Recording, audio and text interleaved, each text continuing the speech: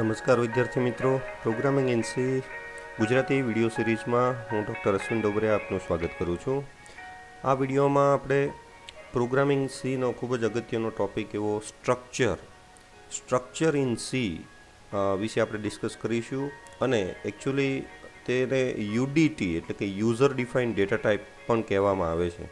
શા માટે આને યુડીટી કહેવામાં આવે છે તો તેના વિશે આપણે આ વિડીયોમાં ડિસ્કસ કરીશું. આ ઉપરાંત સ્ટ્રક્ચર વેરિયેબલ કેટલી અલગ અલગ રીતે આપણે એને ડિક્લેર કરી શકીએ, કેટલી અલગ અલગ રીતે આપણે એને ઇનિશિયલાઇઝ કરી શકીએ, તેના મેમ્બર કઈ રીતે એક્સેસ કરી શકીએ, તેના પ્રેક્ટિકલ એક્ઝામ્પલ સાથે આપણે આ વિડીયોમાં જોઈશું. તો ચાલો આપણે સ્ટ્રક્ચર શું છે તે પહેલાં જોઈએ.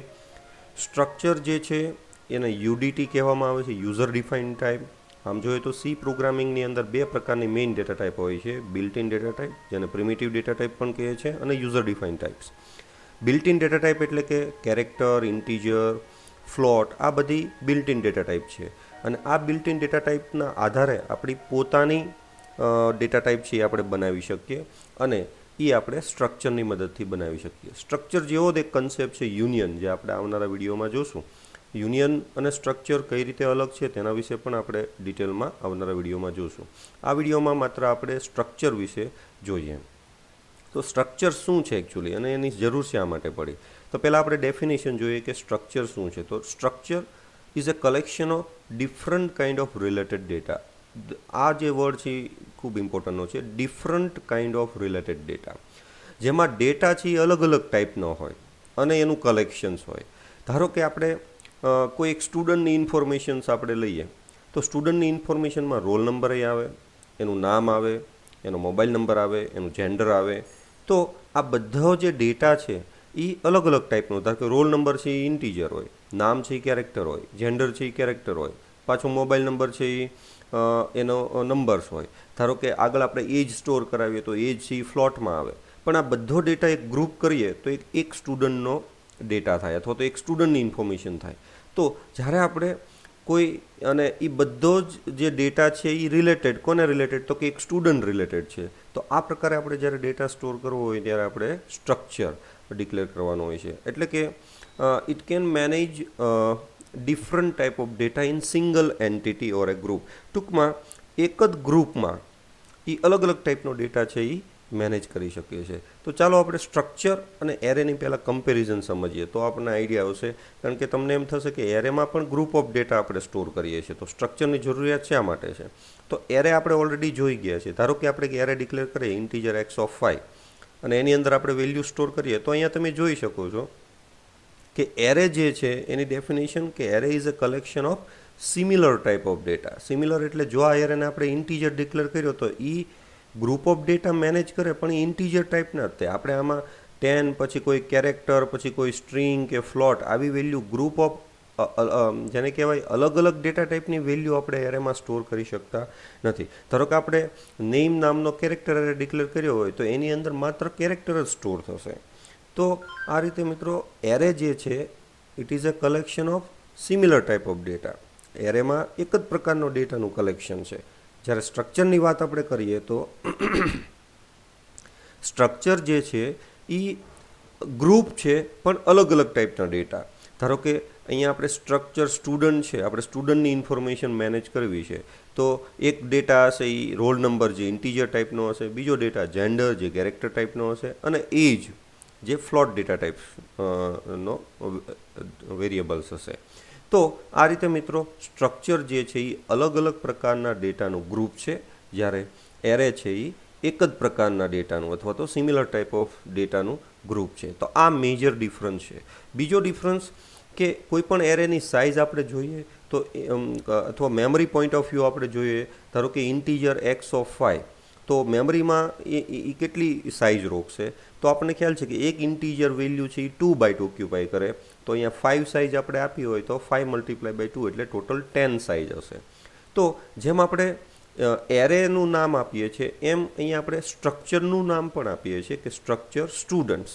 હવે આ જે સ્ટ્રક્ચર બનાવીએ એનો આપણે વેરિયેબલ ડિક્લેર કરતા હોઈએ છીએ, જેને જનરલી આગળ જતાં C++માં જ્યારે ક્લાસ ડિક્લેર કરો ત્યારે એને ઓબ્જેક્ટ કહેવામાં આવે. અહીંયા આપણે એને સ્ટ્રક્ચર વેરિયેબલ કહીશું.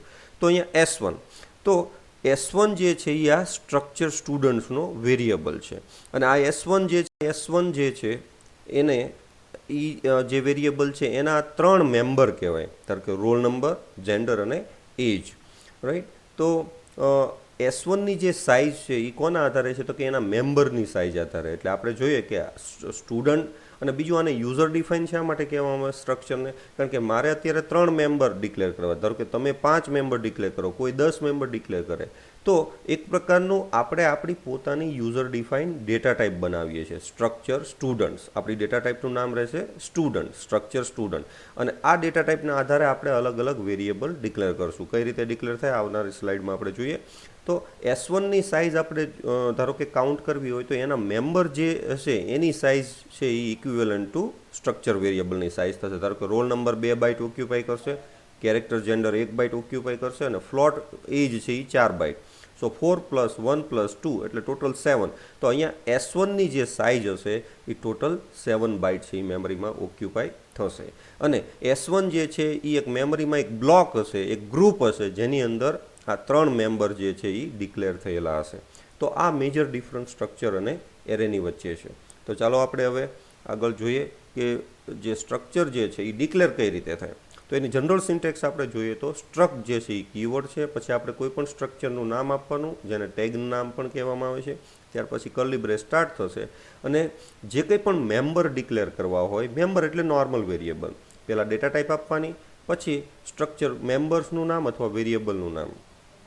બીજું મિત્રો એક વસ્તુ ખાસ કે નોર્મલી આપણે જ્યારે ડિક્લેર કરતા હોય ત્યારે વેલ્યુ ઇનિશિયલાઇઝ કરી શકીએ છીએ.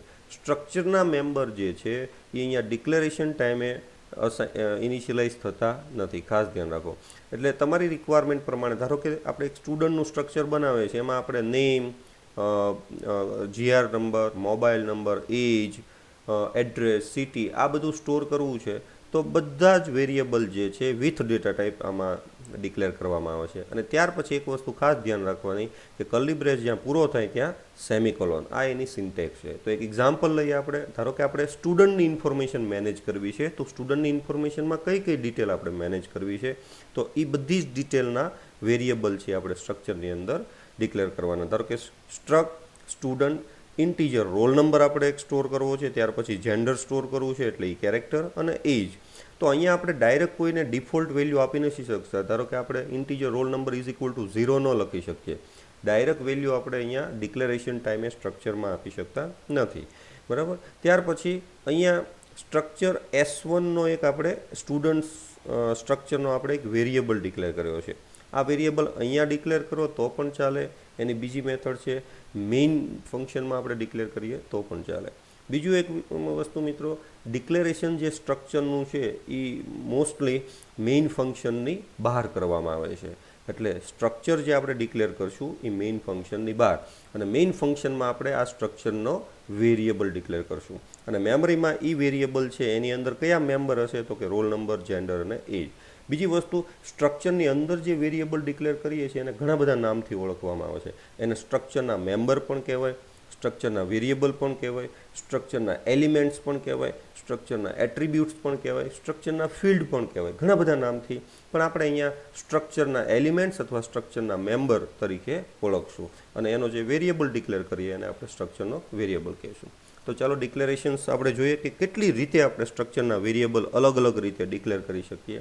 મેં કીધું એમ કે સ્ટ્રક્ચર જે છે એ હંમેશા મેઇન ફંક્શનની બહાર ડિક્લેર થશે. તો અહીંયા આપણે બિફોર સેમિકોલોન ટર્મિનેટ, હવે સ્ટ્રક્ચર વેરિયેબલ છે એ આપણે ઘણી બધી જગ્યાએ ડિક્લેર કરી શકીએ. સ્ટ્રક્ચર તો મેઇનની બહાર ડિક્લેર થાય, પણ સ્ટ્રક્ચરના જે વેરિયેબલ છે, ધારો કે અહીંયા આપણે એક એમ્પ્લોયી નામનું સ્ટ્રક્ચર ડિક્લેર કરીએ, સ્ટ્રક્ચર એમ્પ્લોયી.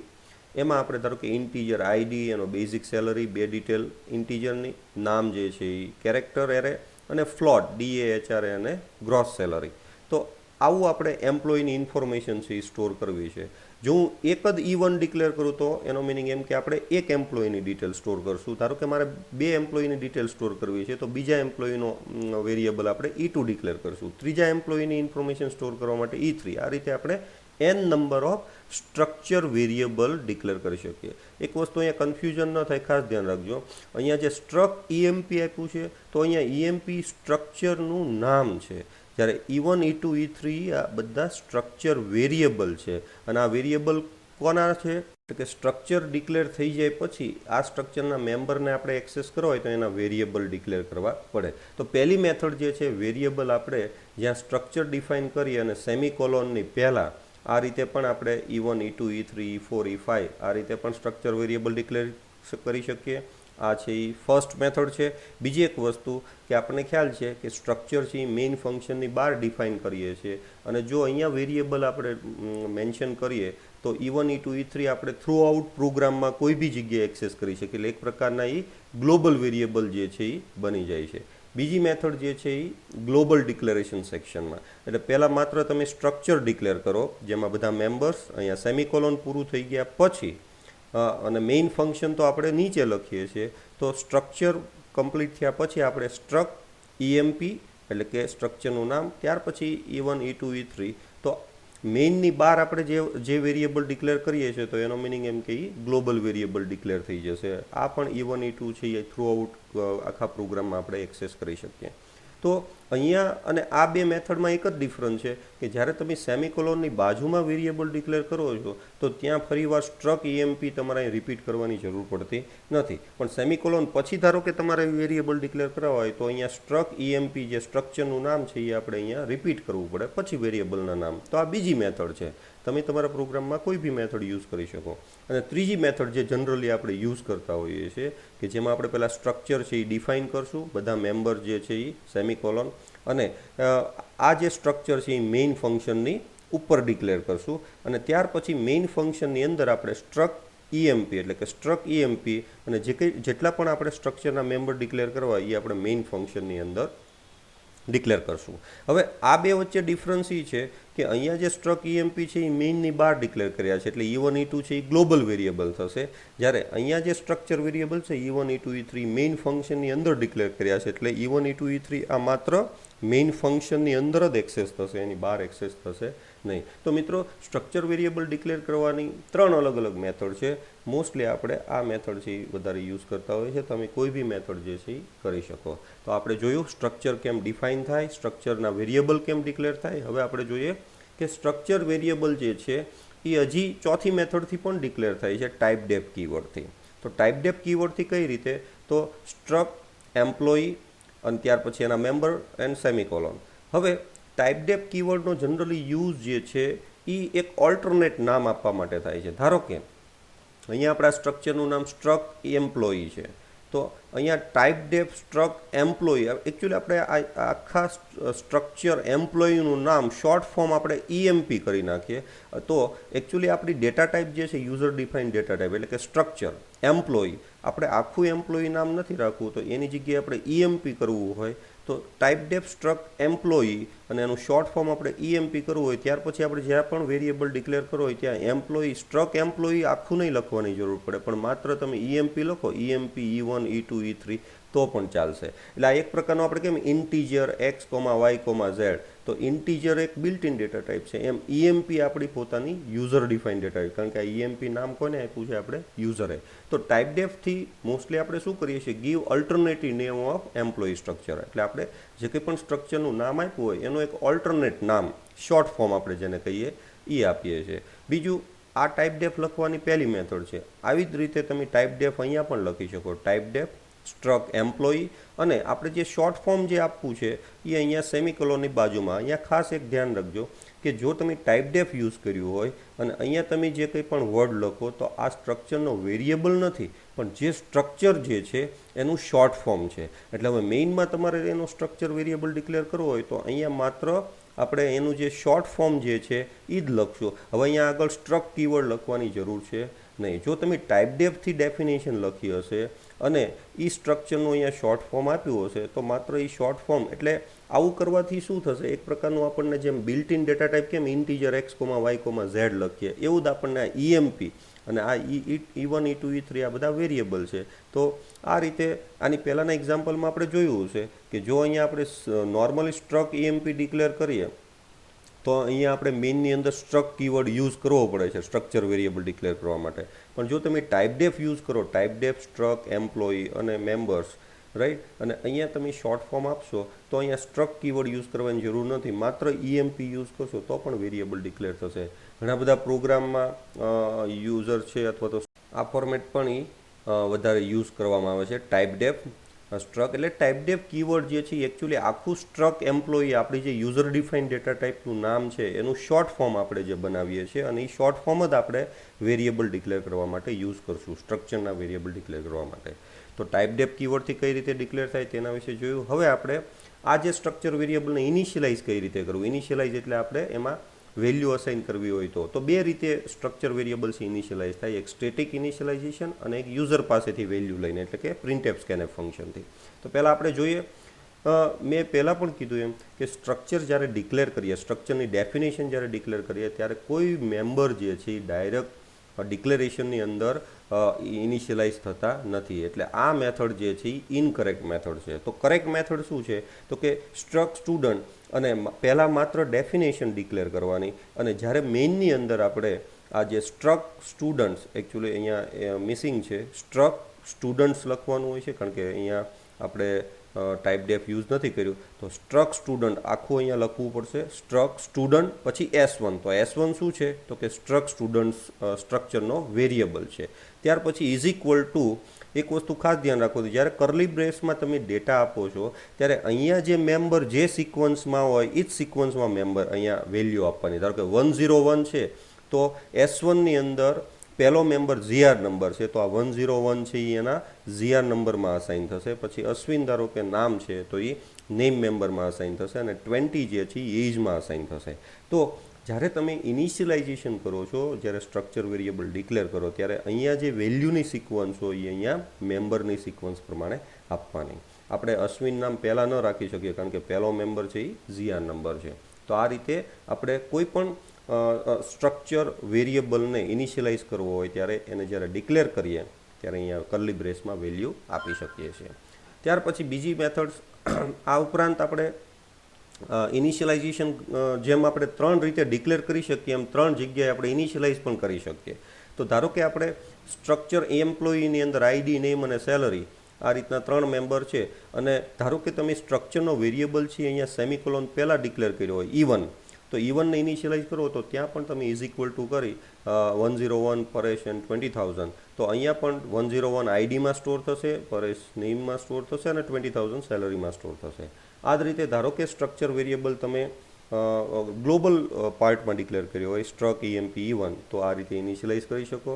અને હમણાં આપણે મેઇનમાં જોયું કે અહીંયા સ્ટ્રક સ્ટુડન્ટ, અહીંયા એકચ્યુઅલી અહીંયા એમ્પ્લોયી આવશે, સ્ટ્રક એમ્પ્લોયી E1 અને અહીંયા આપણે જે વેલ્યુ અસાઇન કરવી ત્યાં આપી શકીએ. તો આ રીતે હવે યુઝર, બીજી મેથડ છે યુઝર પાસેથી કેમ આપણે વેલ્યુ ગેટ કરી શકીએ. તો એના માટે પહેલાં સ્ટ્રક્ચર આપણે ડિક્લેર કરશું. અહીંયા બાય મિસ્ટેક્સ વેલ્યુ ઇનિશિયલાઇઝ નહીં થાય, જસ્ટ કોપી પેસ્ટના લીધે અહીંયા મિસ્ટેક છે. તો અહીંયા આપણે પહેલાં સ્ટ્રક્ચર ડેફિનેશન લઈશું, અહીંયા વેલ્યુ ઇનિશિયલાઇઝ થશે નહીં એટલે અહીંયાથી આપણે રિમૂવ કરી નાખશું આ. અને યુઝર પાસેથી આપણે લેવું હોય તો પહેલાં સ્ટ્રક, તો અહીંયા આપણે ફરીવાર કરેક્શન કરી નાખ્યું છે, સ્ટ્રક સ્ટુડન્ટ્સ એટલે કે યુઝર પાસેથી આપણે વેલ્યુ ગેટ કરવી તો કઈ રીતે કરીએ. તો પહેલાં આપણે માત્ર એની ડેફિનેશન લખશું, GR number, name and age. ત્યાર પછી મેઇન ફંક્શનની અંદર આપણે આ સ્ટ્રક્ચર સ્ટુડન્ટ્સનો એક વેરિયેબલ ડિક્લેર કરશું S1, ક્લિયર સ્ક્રીન. પછી યુઝરને એક મેસેજ આપશું, એન્ટર GR નંબર. હવે જ્યારે સ્ટ્રક્ચરના મેમ્બર છે ડાયરેક્ટ એક્સેસ નહીં થાય તો સ્ટ્રક્ચરના મેમ્બર એક્સેસ કરવા માટે સ્ટ્રક્ચરના વેરિયેબલ થ્રુ આપણે એક્સેસ કરવા પડશે. તો સ્કેનએફ ફંક્શનની અંદર %d આપણને ખ્યાલ છે પહેલો મેમ્બર છે ઇન્ટીજર છે GR નંબર. તો અહીંયા માત્ર આપણે GR નંબર નહીં લખીએ પણ S1.gr નંબર, એટલે S1 છે એ સ્ટ્રક્ચર વેરિયેબલનું નામ છે, .gr નંબર એટલે એનો એકચ્યુઅલી એની અંદર 3 મેમ્બર છે પણ 3માંથી ક્યાં સ્ટોર કરવું તો કે GR નંબર. એટલા માટે S1.gr નંબર એમ્પરસન સિમ્બોલ, એટલે જે GR નંબર ઇનપુટ કરશે એ GR નંબરમાં સ્ટોર થશે. કયા તો કે S1 સ્ટ્રક્ચર વેરિયેબલના. ત્યાર પછી એન્ટર નેમ, એના માટે આપણે ગેટેસ ફંક્શન લઈશું અને S1.name એટલે કોઈ બી મેમ્બર છે એ ડોટ ઓપરેટરથી આપણે એક્સેસ કરશું. ત્યાર પછી એન્ટર એજ, સ્કેનએફ, %f, S1.age એમ્પરસન.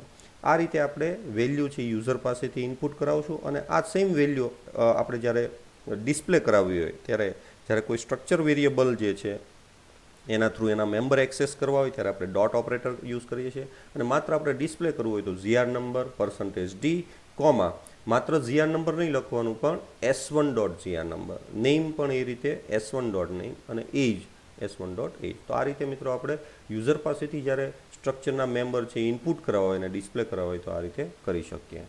અને આ જે છે આપણે જોયું એમ કે જ્યારે કોઈ પણ સ્ટ્રક્ચરનો વેરિયેબલનો મેમ્બર આપણે એક્સેસ કરવો હોય ત્યારે ડોટ ઓપરેટર યુઝ કરીએ છીએ જ્યારે સ્ટ્રક્ચરનો વેરિયેબલ નોર્મલ વેરિયેબલ હોય. તો બીજી મેથડ જે છે અહીંયા આપણે કોઈ પણ સ્ટ્રક્ચર મેમ્બર છે એ એક્સેસ કરવા હોય આપણે તો એના માટે બે ઓપરેટર યુઝ થાય છે, એક ડોટ ઓપરેટર અને બીજું એરો સિમ્બોલ. ડોટ ઓપરેટર ક્યારે યુઝ થાય કે જ્યારે આપણે સ્ટ્રક્ચરના વેરિયેબલ નોર્મલ વેરિયેબલ ડિક્લેર કરીએ, એટલે struck, student, S1, S2, S3. જ્યારે આ રીતે ડિક્લેર કરીએ ત્યારે મેમરીની અંદર 3 ગ્રુપ હશે, S1નું એક ગ્રુપ, S2નું એક ગ્રુપ ને S3, અને ત્રણેય સ્ટ્રક્ચર વેરિયેબલ પાસે એના મેમ્બર હશે, GR નંબર, નેમ, એજ, GR નંબર, નેમ, એજ, GR નંબર, નેમ, એજ. અને ધારો કે આપણે એને ડાયરેક્ટ ઇનિશિયલાઇઝ કરવા હોય તો આ રીતે પણ કરી શકીએ, S1.GR નંબર =101. એકચ્યુઅલી આપણે S1.GR એટલે S1 સ્ટ્રક્ચર વેરિયેબલ છે એનો જ GR નંબર એક્સેસ થશે. S1.name લખીએ તો એનો જ જે મેમ્બર નેમ હશે એક્સેસ થશે. અને એની અંદર એકચ્યુઅલી Cની અંદર આપણે ડાયરેક્ટ સ્ટ્રિંગ આ રીતે ઇનિશિયલાઇઝ કરી શકતા નથી, એના માટે આપણે strcpy ફંક્શન લેવું પડે છે. પણ આ તો એક સમજવા માટે મેં અહીંયા =અશ્વિન લખેલું છે. ત્યાર પછી મારે એજ ડાયરેક્ટ અસાઇન કરવી હોય તો S1.age =20. તો આ રીતે મિત્રો આપણે નોર્મલ સ્ટ્રક્ચર વેરિયેબલના મેમ્બર એક્સેસ કરવા હોય ત્યારે ડોટ ઓપરેટર યુઝ થાય છે. અને સ્કેનએફની અંદર પણ આપણે S1.name પ્રિન્ટ કરવું હોય તો પણ S1.name, એટલે કે અહીંયા આપણે બધા ઓપરેશન સ્ટ્રક્ચર 1 વેરિયેબલ ઉપર કર્યા છે. એવી રીતે આપણે સ્ટ્રક્ચર 2 વેરિયેબલ ઉપર બધા ઓપરેશન કરવા હોય તો અહીંયા S2 આવી જશે. તો પહેલી method normal structure variable declare કર્યો હોય અને મેમ્બર એક્સેસ કરવા હોય તો ડોટ ઓપરેટર. તો એરો ઓપરેટર ક્યાં યુઝ થશે તો જ્યારે આપણે સ્ટ્રક્ચર વેરિયેબલ છે એ પોઇન્ટર ડિક્લેર કરેલો હોય. તો હવે પોઇન્ટર વેરિયેબલથી આપણે ધારો કે એના મેમ્બર એક્સેસ કરવા હોય, જ્યારે સ્ટ્રક્ચરના પોઇન્ટર આપણે ડિક્લેર કરીએ ત્યારે અહીંયા E1 જનરલી આ રીતે આપણે E1 એરો નેમ, અહીંયા એક મિસ્ટેક છે, એકચ્યુઅલી E1 એરો ID =101. strcpyમાં પણ આપણે રામ છે એમાં કોપી કરવું હોય તો E1 એરો નેમ. સિમિલરલી આપણે એમ્પ્લોયીનું બેઝિક સેલરી સ્ટોર કરવું હોય તો અહીંયા જો E1 ડોટ નહીં આવે. શા માટે ડોટ નહીં આવે? કારણ કે E1 છે એ નોર્મલ સ્ટ્રક્ચર વેરિયેબલ નથી, પણ અહીંયા શું ડિક્લેર કરેલો છે? પોઇન્ટર. પોઇન્ટર વિશે આપણે આવનારા વિડીયોમાં ડિટેલમાં જોશું પોઇન્ટર શું છે. પણ અહીંયા માત્ર એક જ યાદ રાખવાનું છે કે જો structure variable as a pointer declare કર્યો હોય તો એના મેમ્બર એક્સેસ કરવા હોય તો વચ્ચે એરો આવશે. એરો કરવા માટે આપણે હાઇફન સિમ્બોલ અને ગ્રેટર ધેન સિમ્બોલ યુઝ થાય છે. તો મિત્રો આશા રાખું કે આપને આ સ્ટ્રક્ચરનો જે કોન્સેપ્ટ છે એ આપણે જોયો અને આપને ખૂબ સમજાયો હશે. અને આવનારા વિડીયોની અંદર આપણે સ્ટ્રક્ચર ઉપર અલગ અલગ ઓપરેશન્સ કઈ રીતે કરી શકીએ એના વિશે આપણે જોશું પાર્ટ 2ની અંદર. તો મિત્રો મેક્સિમમ આ વિડીયોને શેર કરો, લાઇક કરો, આપના મિત્રોને શેર કરજો અને આવનારા વિડીયોની અપડેટ્સ મેળવવા માટે ખાસ સબસ્ક્રાઈબ કરજો. આ વિડીયોના ડિસ્ક્રિપ્શન પાર્ટમાં પણ આપણે આગળના બધા જ ગુજરાતી વર્ઝનના થિયરી પ્રેક્ટિકલ વિડીયોની લિંક આપેલી છે જે તમારા રેફરન્સ માટે. So thank you very much friends. ફરી પાછા આપણે નેક્સ્ટ વિડીયોમાં સ્ટ્રક્ચરના ઓપરેશન વિશે ડિસ્કસ